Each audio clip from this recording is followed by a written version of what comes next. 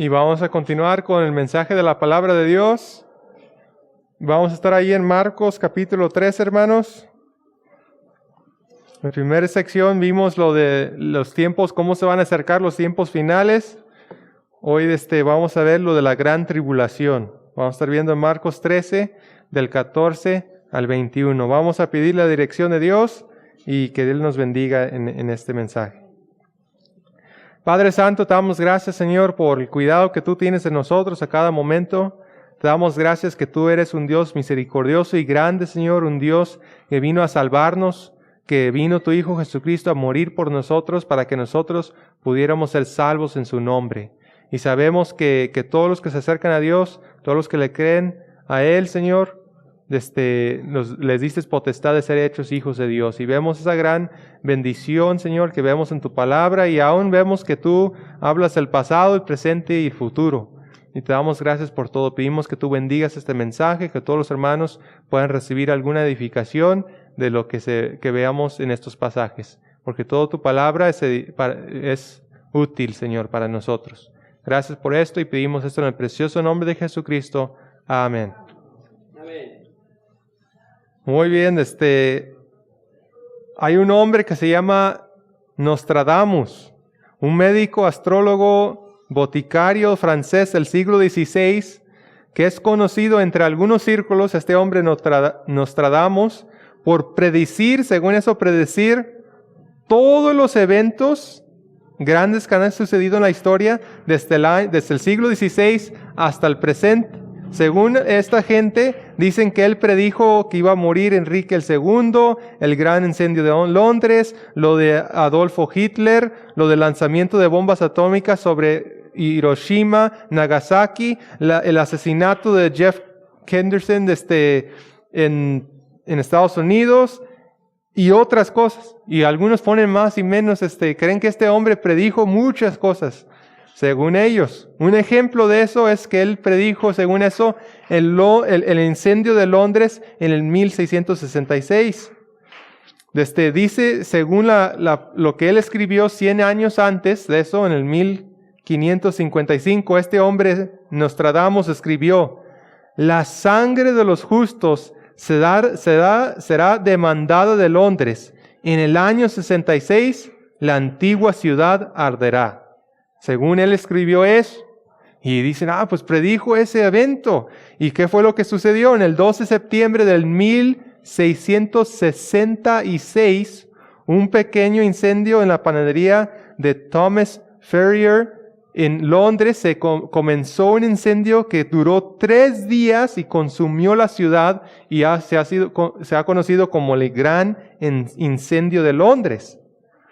Pero, hermanos, hay un gran pero aquí. Tenemos que considerar los hechos de este hombre.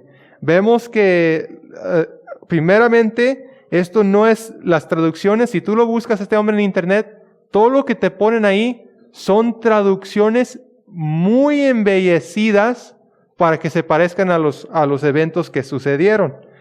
El texto original, escrito en francés, dice que iba a ser quemado por un rayo de luz. También dice que el número, que dice en el año 66, vi hasta el año, dijo, en el texto original dice 20 treces el 6. Y podría ser 23 y el día 6, podría ser un montón de diferentes cosas. Y ellos decidieron sumarlo, arreglaron ahí una forma, ¿quién les dijo cómo? Pero 3 veces 20 más 6, 66. Y así terminaron con ese número. Ellos embellecieron y cambiaron eso. ¿Quién les dijo que lo cambiaran? Pues lo acomodaron a lo que había sucedido. Otros han dicho adecuadamente de este hombre: las predicciones de Nostradamus solían referirse a tipos generales de eventos como desastres naturales, conflictos que tienden a ocurrir con regularidad a lo largo del tiempo, y están escritas de forma críptica y vaga, y es posible encontrar una que parezca coincidir con casi cualquier evento de la historia. Eso es lo que está pasando. Él nunca han podido, siempre dicen que predijo esto, nunca han podido predecir una cosa al futuro según lo que él dijo. Siempre es al pasado, lo ven, lo predijo. Nunca han podido al futuro. ¿Por qué? Porque realmente no estaba prediciendo nada, solamente eran cosas vagas, cosas crípticas que no se entendían y lo acomodaron a lo que había sucedido. Y esa es la forma en que nosotros no debemos de interpretar la Biblia. Esa es la forma que no debemos de interpretar la profecía. Como si fuera algo lleno de simbolismo críptico y vago, y algunos lo disfrazan bajo la palabra, es idioma apocalíptica. Y con eso tratan de hacer que la profecía bíblica sea puros símbolos, y creemos que hay símbolos, algunos símbolos marcados con figuras literarias que hablan precisamente y claramente, también como los profetas en la antigüedad hablaron con claridad y precisión. La palabra de Dios no es algo vano que no nos está diciendo. Sí hay precisión y hay claridad, y podemos aprender muchas cosas de la profecía bíblica. Entonces, vamos a ver en Marcos 13, del 14 al 21, que hay 2 instrucciones acerca de la gran tribulación para que estés preparado y sepas dónde estás tú en el plan de Dios, en el programa de Dios. Entonces, vamos a ir ahí a Marcos 13 y leer el versículo 14. Dice la palabra de Dios: pero cuando veáis la abominación desoladora de que habló el profeta Daniel, puesta donde no debe estar, el que lee entienda, entonces los que están en Judea huyen a los montes. Ahí estamos en el versículo 14, y esta es la marca que inaugura la gran tribulación. Nuestro primer punto es la marca que inaugura la gran tribulación. Ahí dice la palabra de Dios que cuando veáis la abominación desoladora de que habló el profeta Daniel, puesta donde no debe estar, el que le entienda. Ahora, yo veo que algunas cosas que sucedieron en esos pasajes se cumplieron en el año 70 después de Cristo. Si tú lees la historia, algunas cosas sucedieron muy parecidas a todo lo que habla Jesucristo en el discurso de Olivos. Muchas cosas que Él habló se cumplieron en ese tiempo, pero yo creo que no se cumplió a su plenitud en aquel entonces. Algunas cosas de que habla Jesucristo en este discurso tienen que ver con el futuro. Él habla de la venida del anticristo, el anticristo. Habla de la resurrección, pasajes paralelos a estos que hablan de lo mismo, hablan de la resurrección y también de la venida de Cristo a reinar. Algunas cosas que dice aquí en el Monte de los Olivos no se han cumplido plenamente todavía. Dice Mateo 25:31 que Jesucristo va a se sentará en su trono de gloria. Eso es una promesa que él iba a reinar, según como David reinó y se le hizo la promesa en 2 Samuel 7, como los apóstoles esperaban que así como se le prometió a David, ellos sabían que Jesucristo un día va a reinar en su trono, el trono de David. Eso no ha ocurrido todavía. Desde el juicio de las naciones, en Mateo 25 dice que los va a separar unos a la derecha y unos a la izquierda, y no ha sucedido eso todavía. Es un evento que está en el futuro. También habrá juicios, dice aquí en nuestro pasaje, vamos a verlo, que habrá juicios que serán tan grandes que nunca han sucedido antes, ni habrá después de ellos juicios tan grandes. Todavía no han sucedido ese grado de juicios con nosotros. Entonces, vemos que hay algunas cosas que no han sucedido todavía en este pasaje y por tanto apunta al futuro. Dice, y otra cosa muy importante, dice aquí, la abominación desoladora. Esto es una parte muy importante para saber de qué habla este texto. Esto es una marca que empieza la gran tribulación. ¿Qué abominación será? Podemos preguntarnos eso. Pues dice ahí el pasaje, de que habló el profeta Daniel. Esto nos lleva a la profecía de Daniel en Daniel 9. Vayan ahí, Daniel 9, 27. En ese pasaje de Daniel es una parte donde Daniel lleva tiempo orando y pidiéndole al Señor porque él se da cuenta que el plan de Dios era 70 años en Babilonia y él se está dando cuenta que el tiempo ese se está acabando. Y Daniel quiere saber lo que va a pasar en el futuro y empieza a orar a Dios, empieza a pedir que Dios le revele la verdad y Dios le revela esta visión de los 70 semanas. les revela esto de las 70 semanas. Son 70 años 70 semanas de años. Son 70 semanas de años. Vienen siendo 490 años hacia el futuro. Y luego dice que habrá primero 69 semanas y luego al final habrá una semana de años. Entonces, ahí está cómo se divide esto. Nosotros reconocemos que si tú cuentas el tiempo desde Daniel, que Daniel recibió esto, hasta el tiempo que vino Jesucristo, son los 69 semanas de años. Son los 483 años que primeros que marca ahí. Y en ese tiempo vino Jesucristo, vino el Mesías. Ahí lo dice en el pasaje de Daniel. Vino el Mesías. Entonces eso ya sabemos que pasó. Pero falta una semana de años ahí. Y esa es la que estamos viendo en nuestro pasaje de hoy. Esa es la abominación desoladora, cuando va a suceder esto a la mitad de la semana, a la mitad de ese tiempo. Y dice ahí el versículo de Daniel 29, 27. Déjalo leo aquí. Daniel 9, 27. Dice la palabra de Dios así. Y por otra semana confirmará el pacto con muchos, y la mitad de la semana hará cesar el sacrificio y la ofrenda. Después, con la muchedumbre de sus abominaciones, vendrá el desolador. Ahí está el desolador, también lo menciona en otros lugares. Hasta que venga la consumación y lo que está determinado se derrame sobre el desolador. Ahí está otra vez, el desolador. Entonces aquí está hablando, ¿quién es él en este pasaje? Pues es el príncipe que marca en los versículos anteriores. Es ese príncipe que viene es el anticristo, es el malo que viene ahí en contra de lo de Dios. Hará un pacto con muchos, es decir, que va a forzar un acuerdo con ellos. Y dice, hará cesar los sacrificios por medio de una abominación desoladora. Va a desolar el lugar santo para que los judíos ya no puedan sacrificar ahí. Entonces, ¿cómo sabemos que esta es la abominación desoladora? Pues ahí lo menciona otra vez Daniel capítulo 11, 31. Daniel 11, 31 dice la palabra de Dios: y se levantarán de su parte tropas que profanarán el santuario y la fortaleza y quitarán el continuo sacrificio y pondrán la abominación desoladora. Entonces, ahí está otra vez. Van a poner, eso es lo que está diciendo Jesucristo. Miren estos textos, de eso estoy hablando. De ese tiempo. Y estos tiempos habla de un tiempo muy específico. Ahora, ¿cuándo se cumplió? ¿O cuándo se va a cumplir esto de la abominación desoladora?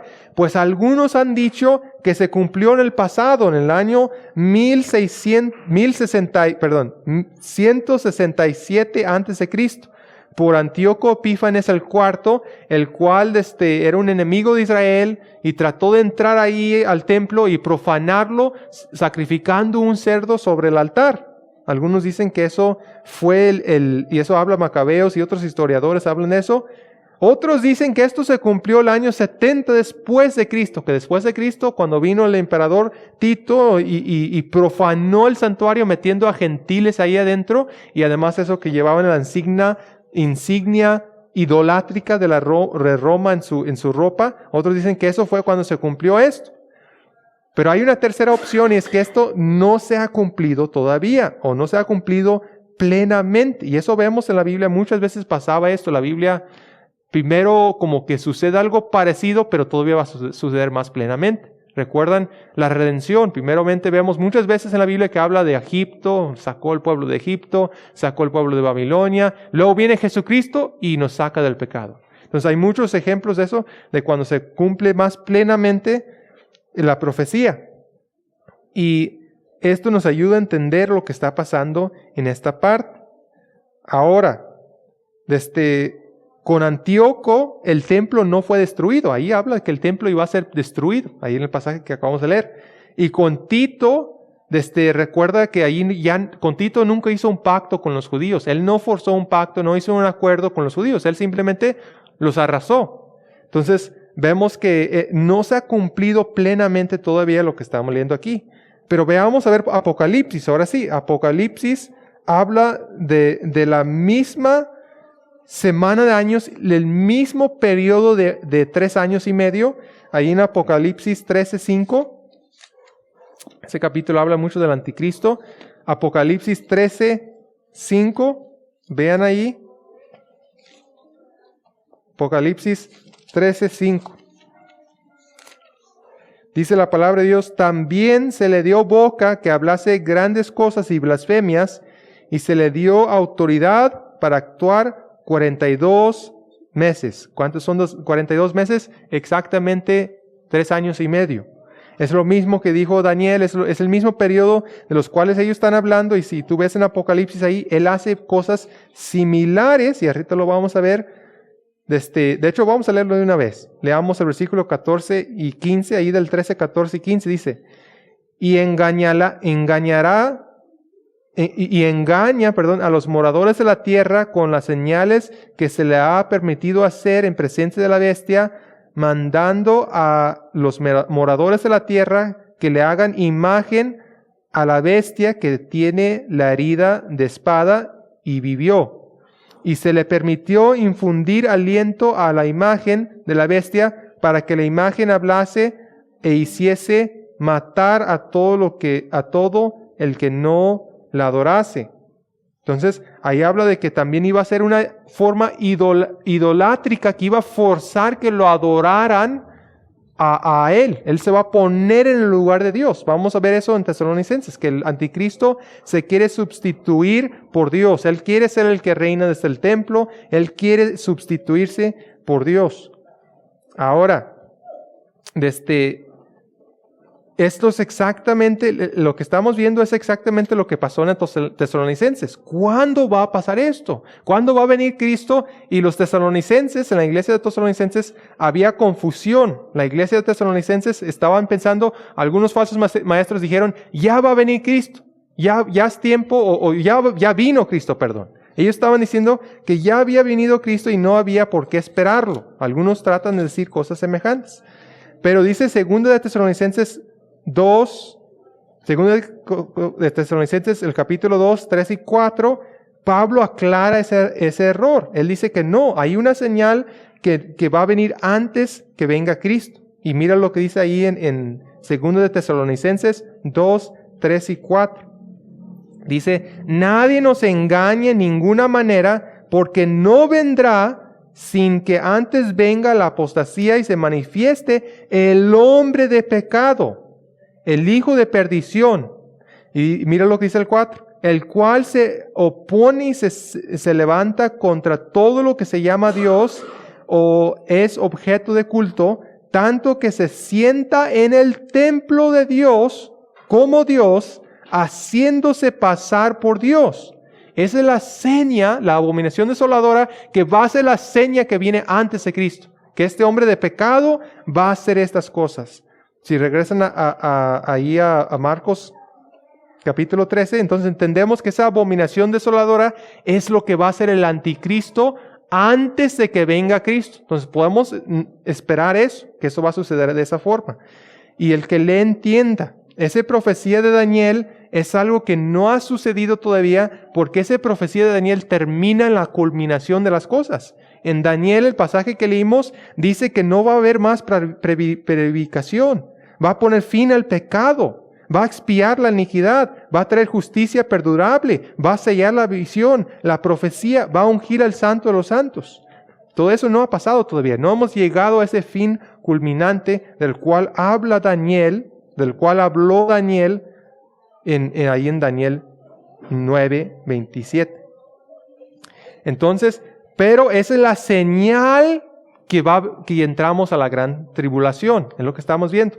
Entonces, ¿qué son las instrucciones para las personas que entran a la gran tribulación? Vamos a hacer, nuestro segundo punto es las instrucciones para los que entran a la gran tribulación. Versículo 13-14, dice al final: entonces los que están en Judea huyen a los montes. Mira esa palabrita, hermanos, entonces. Por esto es tan importante conocer que lo que pidieron los apóstoles. ¿Cuál será la señal? ¿Qué señal habrá de su venida y del fin del siglo? Recuerdan que hablamos de los milleristas, los seguidores de William Miller, que pensaban, ya viene Cristo. Se dejaron sus trabajos, se fueron a los montes, se fueron a los panteones, se fueron a las afueras de la ciudad porque pensaban que ya venía Cristo. Pero esto nos está diciendo que solo entonces, cuando pase esto, cambia la instrucción a que nosotros huyamos, que nosotros vamos a huir. Hasta entonces nosotros tenemos que hacer como dice el versículo allá atrás, que debemos de no turbarnos cuando vemos todos los males y las cosas que se van aumentando. No turbarnos todavía, quedarnos quietos. Dice, entonces los que están en Judea huirán a los montes. Las instrucciones ya no van a ser no van a ser quedarse, sino huir a los montes. Será un tiempo en que es necesario huir, un tiempo que vamos a ser, o los que estén allí van a ser fugitivos. Van a tener que correr a causa de las grandes tribulaciones y persecuciones que va a haber. Una vez escuché, hermanos, de una muchacha que dice, es que no me voy a casar porque ya viene Cristo. Ella sentía eso, que no debía casarse porque ya venía Cristo. Bueno, tenemos que entender, porque dice aquí que los que están en cinta en aquellos días va a ser más difícil, pero esto habla de la gran tribulación, hermanos. Hasta que vemos la abominación desoladora, hasta que veamos el anticristo, no debemos entrar a estas instrucciones hasta entonces, como dice aquí, hasta entonces. Entonces, todavía no tenemos las instrucciones de huir así, de esa forma. Dice el versículo 15, sigue las instrucciones. El versículo 15 dice, el que esté en la azotea no descienda a la casa, ni entra para tomar algo de su casa. Entonces, aquí siguen las instrucciones, los que van a estar ahí, dice, que no desciendan a la casa. La idea es que tenían la escalera por afuera de la casa, construían las casas y ponían unas escaleras exteriores. Entonces, si tú estabas en el techo, no debías de tomar ni siquiera el tiempo para meterte otra vez a la casa a sacar algo, a rescatar algo, porque va a ser un tiempo que van a huir por sus vidas. Aquí lo único que van a poder salvar es su vida, porque van a estar huyendo de esa forma, no van a poder mantenerse y pensar en los bienes. Dice el versículo 16, y el que esté en el campo no vuelva atrás a tomar su capa otra vez. Va a estar huyendo, corriendo por su vida. No va a tener tiempo, no va a tener la habilidad de regresar a su casa para tomar sus bienes. Dice el versículo 17, mas hay de los que están en cintas y de los que crían en aquellos días. Entonces, será más difícil para mujeres huir de esta forma, vivir fugitivamente en un tiempo de gran tribulación si están en un estado de embarazo o con niños pequeños. Entonces, por eso dice, ay de las que están. Entonces es un peligro, eso va a ser difícil. Y dice el versículo 18, orar, pues, que vuestra huida no sea en invierno. Orar, pues. Entonces, orar significa que es un mandato ahí. Deberían de orar en los tiempos que se endurece esa persecución. Y dice orar, pues, que vuestra huida no sea en invierno. Deberían de orar que no vengan otras dificultades ambientales, otras cosas que pueden pasar. Y además esto demuestra que el orar ayudará a que Dios los socorra en esas situaciones difíciles. Dios no va a quitar esa tribulación, pero sí puede ayudarlos o socorrerlos hasta cierto punto en medio de ello. Entonces, orar es importante, siempre es bueno orar. La Biblia, aún en los juicios más grandes, prescribe orar. Entonces, podemos ver eso. Dice, no sea que sea en el invierno. El invierno en Judea, pues era un tiempo de lluvias, era un tiempo de que iba a ser más difícil ambientalmente, iba a ser más difícil por causa de esa temporada. Entonces, debían orar para que no hubiera tantas dificultades, que no tuvieran tantos problemas. Y dice el versículo 19, si leen el versículo 19, porque aquellos días serán de tribulación, cual nunca ha habido desde el principio de la creación que Dios creó, hasta este tiempo ni lo habrá. Ahí empieza el versículo diciendo, ¿por qué? ¿Por qué debían de oír así? ¿Por qué debían de tomar tantos cuidados para ni siquiera pensar en sus bienes materiales? ¿Por qué? ¿Por qué dice aquí? Porque iban a ser tribulaciones tan grandes que nunca ha habido antes, ni habrá después. Dicen aquellos días es no solo un solo día, sino es un periodo prolongado que van a estar pasando por esas calamidades, la tribulación cual nunca ha habido. Mira, la destrucción de Jerusalén en el año 70 no ha sido lo más grande que jamás ha habido, ni lo que jamás habrá, sino esto será algo que será más bien el fin del siglo, algo más grande de todo lo que ha sucedido en el pasado y más grande de todo lo que habrá en el futuro. Y algunos han dicho, pues es hipérbole, está como que exaltando esto, pero en realidad no es lo más grande. Bueno, nosotros nunca debemos de asumir que la Biblia está diciendo hipérbole o está diciendo, hay gente que hasta cambia las cosas, dice, eso dice la Biblia, pero él lo revés, es sarcástico. Lo está diciendo como broma. El justo por la fe vivirá. Mira, piensa que por la fe vive. O sea, no podemos cambiar el significado al revés en la Biblia solo porque nos dio la gana o sentimos la razón de hacerlo. Tenemos que tomar la Biblia literalmente. Y aquí dice que nunca ha habido y nunca habrá algún tormento o tribulación tan grande como la que está describiendo Jesucristo. Por eso yo pienso que está hablando de los tiempos finales, está hablando de los juicios finales que habla Apocalipsis. Dice el versículo 13:20, dice la palabra de Dios, y el Señor no hubiese acortado aquellos días, nadie sería salvo, mas por causa de los escogidos que Él escogió, acortó aquellos días.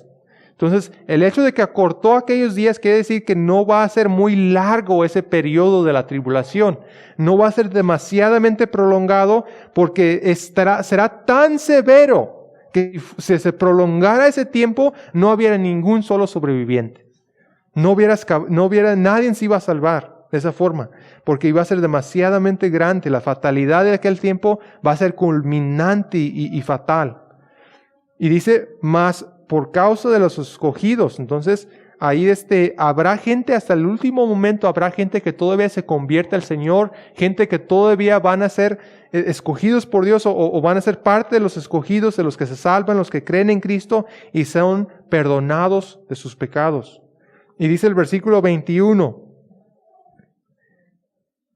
entonces, si algunos dijere, mirar, aquí está el Cristo, o mirar, ahí está, no lo creáis. Entonces, aún después de que ya pasemos a la tribulación, todavía sigue la misma instrucción de los versículos 5 y 6. No creáis que si viene un Cristo por ahí diciendo un charlatán que es el Cristo, que es un profeta de Dios, no lo creáis porque van a venir muchos así. Van a venir mucha gente diciendo que son el Cristo. Y la instrucción para nosotros es no creerle. No debemos de creer ningún Cristo que no venga con toda la potestad y toda la autoridad para derrotar al enemigo con una sola palabra. Que vengan las nubes, así como Él ascendió, dice, así voy a volver. De las nubes para abajo y así vamos a hacer. No vamos a creer ninguna persona que no regrese de esa forma gloriosa y majestuosa del cual Jesucristo va a llegar. Aunque haga prodigios y señales. Y esa es la misma instrucción para nosotros hoy y la que va a ser la misma instrucción para los que están en la tribulación. Y dice el versículo 22, porque se levantarán falsos cristos y falsos profetas y harán señales y prodigios para engañar y si fuera posible aún a los escogidos. Entonces, este tiempo será también caracterizado por esos falsos maestros, falsos cristos que se están aumentando más. Créeme que hasta en el día de hoy hay algunas personas que se están haciendo así, que se están portando, se están haciendo. Recuerdan el Joaquín, no me acuerdo cómo se llama, Luz del Mundo. Él se autodenominó como un profeta de Dios real y genuino de Dios. Hay otros que se han puesto en ese lugar, otros han tratado de decir que son el Cristo, pero no debemos de creer esas personas. Es lo que la Biblia dice, no creerlas, porque así no va a ser cuando Cristo regresa. Y también dice que si fuera posible, aún va a engañar a los escogidos. Ahora, aquí sí hay que tomar en cuenta la gramática. Aquí dice, si fuera posible. ¿Qué significa esa palabra? Sí. Sí, significa que esto es hiperbólico. Esto no es hipotético, perdón, hipotético.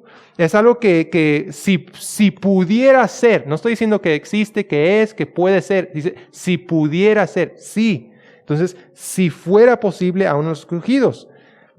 La idea es que no pueden los escogidos ser engañados por Él, pero va a ser tan engañoso la forma en que estos falsos cristos van a ser, que va a ser hasta ese punto que si fuera posible, aún los escogidos hubieran sido engañados. Así de engañoso va a ser esto que va a suceder con estas personas. Y esto nos lleva a tal vez un pasaje que es como consuelo para nosotros, un pasaje muy bonito, que recuerdan que Daniel también habló de una situación similar cuando habló de las guerras de Egipto y Siria, y empezó también a mencionar otra vez a ese hombre. No lo menciona por nombre, pero Antíoco Epífanes. Ese está incluido en las profecías de Daniel. Ese hombre, lo que él hizo, lo que él iba a hacer, iba a engañar a mucha gente. Y dice en Daniel 11:32, dice esto representa el anticristo, este pasaje. Mira a lo mismo que estábamos leyendo nosotros. 11:32, Daniel 11:32. Dice la palabra de Dios.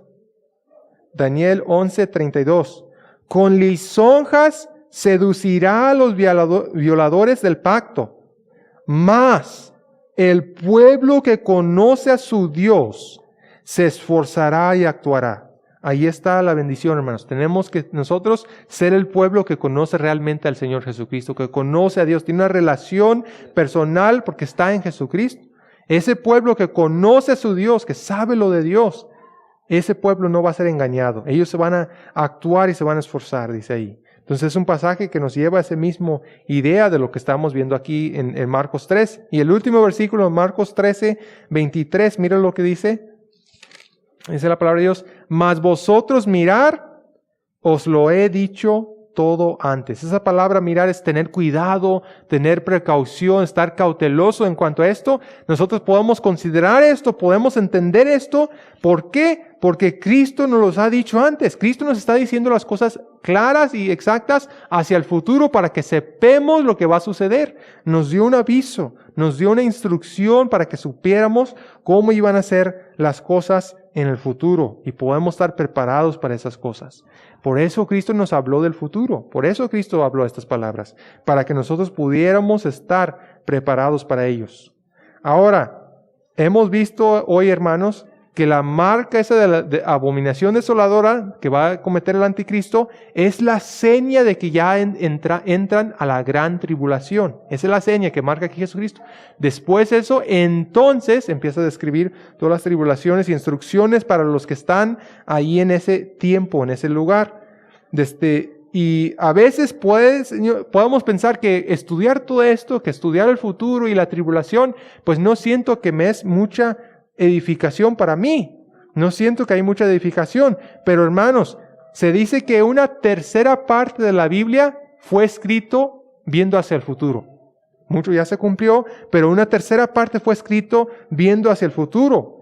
Y el futuro, hermano, nos asegura quién va a ganar. ¿Quién va a ganar esta batalla? Jesucristo al final. Es una esperanza, dice en Juan, que nos purifica. Es una esperanza que nos purifica. Es una seguridad de que la muerte será vencida, hermanos. Es una seguridad que nosotros vamos a ser reunidos con nuestros seres queridos si creemos en Cristo y vamos con Él. Es una esperanza que podemos ver un día a Dios cara a cara. Es una esperanza, es importante el futuro. Es importante que yo afirme que un día vamos a resucitar y vamos a estar con Cristo para siempre si es que hemos creído en el Señor Jesucristo. Por eso Cristo habló del futuro, porque Él tiene un plan. Este mundo no va a continuar siempre como ha existido. Un día va a culminar las cosas y va a ser una resurrección de todas las personas y vamos a estar delante de Dios. Y eso es lo que estamos viendo. Esto es lo que nos muestra la palabra, como dice en Hechos 3:24, que Él va a hacer la restauración de todas las cosas. Un día va a llegar eso, hermanos. Un día. Y por eso es importante todo esto. Vamos a orar. Padre, te damos gracias, Señor, porque hay muchas cosas en tu palabra, cosas que algunas son difíciles de entender. pero también pedimos que ilumines a todos los hermanos, que ellos puedan escudriñar para ver que esas cosas son las que habla tu palabra, que sí hay un fin, que sí vienes tú, Señor, otra vez, que podamos esperar, porque no sabemos la hora, ni el día ni la hora en que tú vas a venir, Señor. Que tú vas a venir pronto, Señor. Que sabemos que es importante, Señor, que reconozcamos estas verdades y sabemos que tú has hablado de algo que va a suceder en el futuro y queremos estar preparados. Y la única forma que podemos estar preparados, Señor, es estar en tu Hijo Jesucristo. Ver creído en Él, estar viviendo para Él, estar en la fe, porque no sea que cuando Él venga no haya fe en la tierra, Señor. Ayúdanos, Señor, a estar en ti, ayúdanos a entender estas palabras, ayúdanos a poder aprender más de tu palabra. Gracias por tu palabra, bendíganos, algún aliento, alguna exhortación, alguna palabra que hoy se habló, que sea de edificación para los hermanos esta semana. En el nombre de Jesucristo, amén.